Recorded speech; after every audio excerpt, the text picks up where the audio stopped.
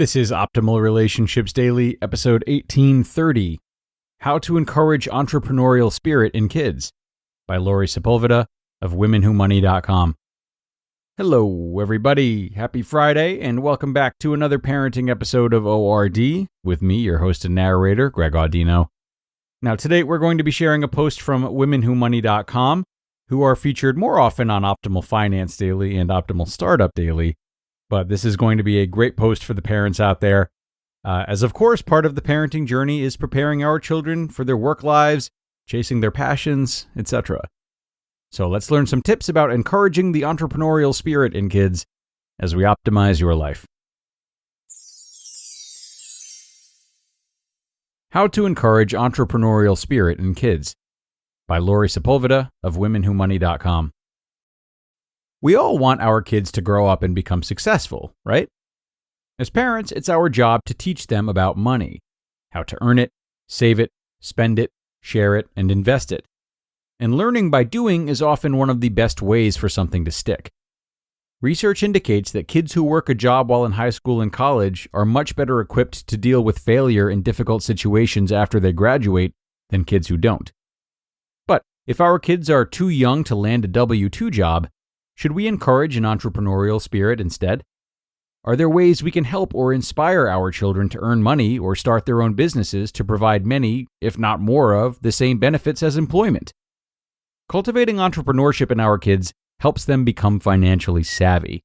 They'll learn and exercise the values that will best help them achieve their later success: determination, grit, perseverance, and out-of-the-box thinking. Help them figure out their why.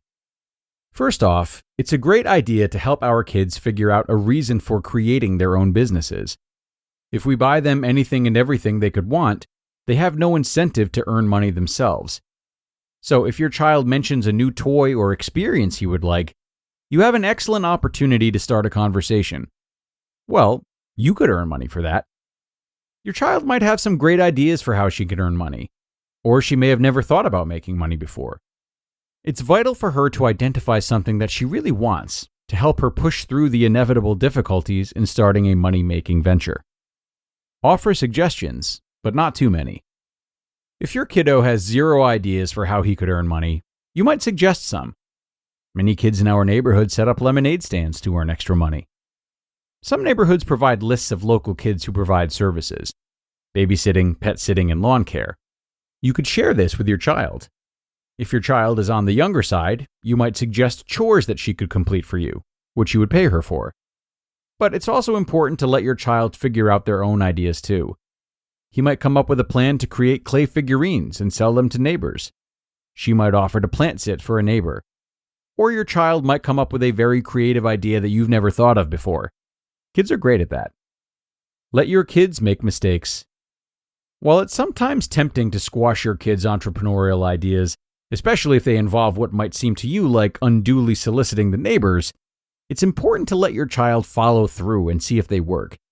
This is assuming they're legal and safe, and don't involve too much of your time and energy.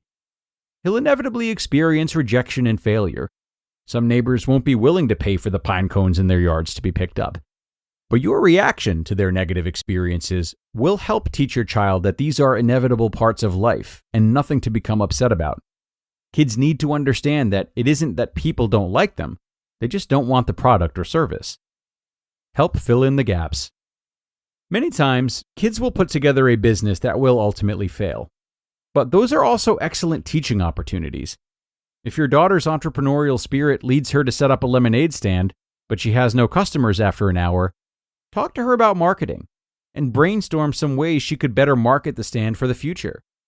If your son suggests mowing lawns to make extra money, but he's still a little young, you might give him lessons with the mower in preparation for starting his own business. Your job as a parent is to foster your child's entrepreneurial spirit and help them navigate the space between their entrepreneurial idea and its execution, and that requires explaining how businesses work. If the business is pet sitting, you should help your child think through the basics. Things like how she'll market her services, get transportation to her jobs, and balance business work with schoolwork. You can help your kids think 1 or 2 steps ahead, so their business is ultimately more successful without taking over and doing everything for them. Teach Finance 101. If your kids are older, it's wise to require them to put up money to buy supplies or rent equipment from you to teach them about startup expenses and gross and net profit. If you need to drive them to their jobs, you might consider implementing a taxi fee. This way, they'll have a better idea of what business costs look like, and it'll make them more aware of hidden costs, like their parents' time and gas. You can also show them ways you earn money outside of your W-2 job.